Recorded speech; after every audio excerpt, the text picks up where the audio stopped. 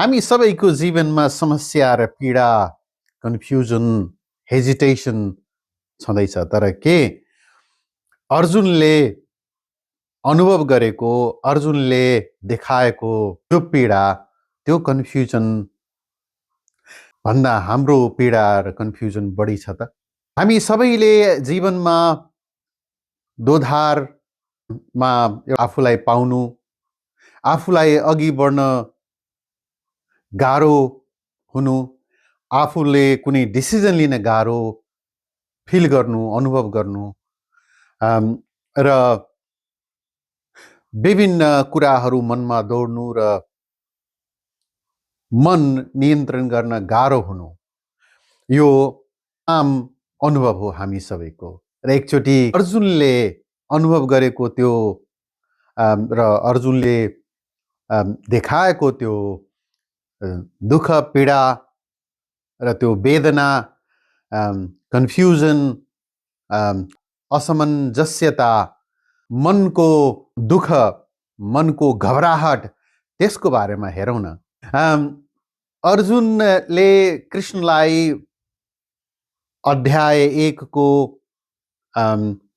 29औं श्लोकमा आफ्नो जुन पीडा छ, जुन दुःख छ, जुन दर्द छ, त्यो कृष्णलाई व्यक्त गर्नुभएको छ। त्यसमा अर्जुनले भन्नुहुन्छ, सिदन्ति मम गात्राणि मुखम च परिशुष्यति बेपथुश्च शरीरे मे रोमहर्ष च जायते। अब यहाँ केही शब्दहरू हामी नेपाली, हिन्दी र केही त्यो साउथ एसियन रिजनको भाषासँग फेमिलियर भएका व्यक्तिहरूलाई केही शब्दहरू यसमा नोटिस गर्न सक्छौँ, यो संस्कृतको श्लोक भए पनि। अब यसमा के हुन्छ, सिदन्ति मम गात्राणि भनेको सिदन्ति मम गात्राणि, माई लिम्स, मेरो हात खुट्टा, माई लिम्स आर फेलिङ, हैन। मुखम च परिशुष्यति, मुखम भनेको मुख, परिशुष्यति भनेको मेरो मुख ड्राई भइरहेको छ, सुकिरहेको छ। बेपथुश्च शरीरे मे, बेपथुश्च शरीरे मे भनेको शरीर कामिरहेको छ, शेकिङ। रोमहर्ष से जायते, रोमहर्षश्च जायते भनेको मेरो शरीरमा रोमहर्ष भनेको यो रोम काँडा उम्रिरहेको छ, रोम उम्रिरहेको छ, गुज बाम फिल गरिरहेको छु, मलाई गाह्रो भइरहेको छ कृष्ण, म यति नर्भस र यति अप्ठ्यारोमा छु। के हामी यस्तो अनुभव, हाम्रो अप्ठ्यारो, यस्तो किसिमको अप्ठ्यारो जीवनमा हामीले पनि अनुभव गर्छौँ त कुनै ओकेजन्समा, हैन?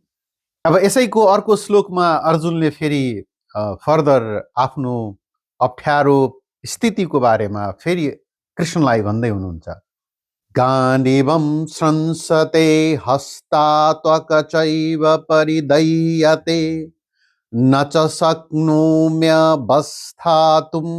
भ्रमतीत च मे मनः।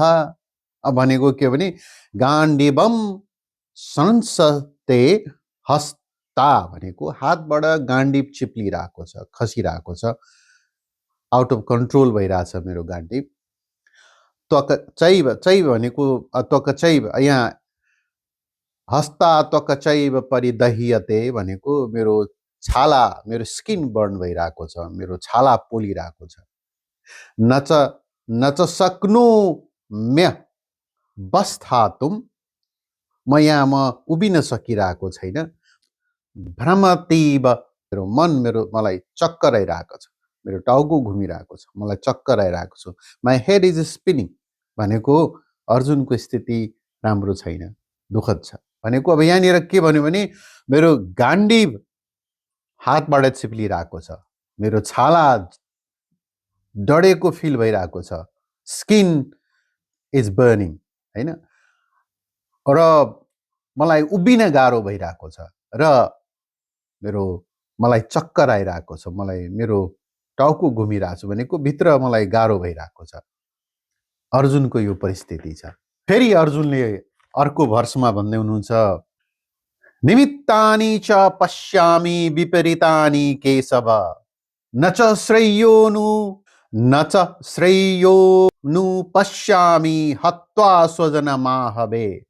अब यो बडो इन्ट्रेस्टिङ पोइन्ट यहाँ फेरि अर्जुनले कृष्णलाई भन्नुहुन्छ, निमित्तानि च पश्यामि भनेको विपरीतानि केशव, म कुनै पनि यहाँनिर अहिले जुन देखिरहेको छु सब मैले यहाँ ब्याड साइन्स, अशुभ लक्षणहरू देखिरहेको छु, नराम्रो लक्षणहरू देखिरहेको छु केशव। न च श्रेयो नु पश्यामि, हैन, हत्वा स्वजन माहवे, आफ्नै स्वजन व्यक्तिहरूलाई मारेर के श्रेय पाइन्छ, के राम्रो हुन्छ, हैन? आफ्नै नातेदार, आफ्नै गुरु, आफ्नै पूजनीय व्यक्तिहरूलाई मारेर यसबाट आउने के हो, के छ, what is good about it, हैन? यो त बडो दुःख लाग्दो स्थिति छ।